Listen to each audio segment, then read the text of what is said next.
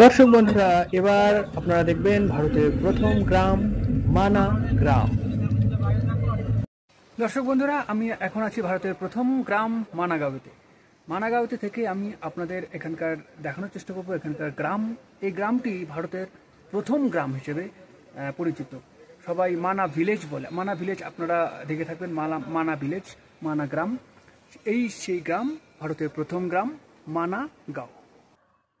হিমালয়ের উঁচুতে অবস্থিত মানা গ্রাম উত্তরাখণ্ডের চামোলি জেলার একটি সাংস্কৃতিক ও পৌরাণিকভাবে গুরুত্বপূর্ণ গন্তব্য। ঐতিহাসিকভাবে ইন্দো-তিব্বত সীমান্তের আগে ভারতের প্রথম গ্রাম হিসেবে পরিচিত। মানা গ্রাম ভারতের কিংবদন্তির সাথে গভীরভাবে জড়িত এবং হিন্দুদের কাছে এটি একটি পবিত্র ভূমি হিসেবে পরিচিত।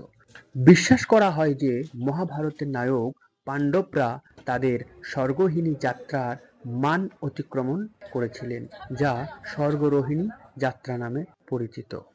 এই পবিত্র গুহাটি হল সেই স্থান যেখানে শ্রদ্ধেয় ঋষি বেদ ব্যাস পুরাণ এবং বেদ সহ মহাকাব্য মহাভারত রচনা করেছিলেন বলে মনে করা হয়।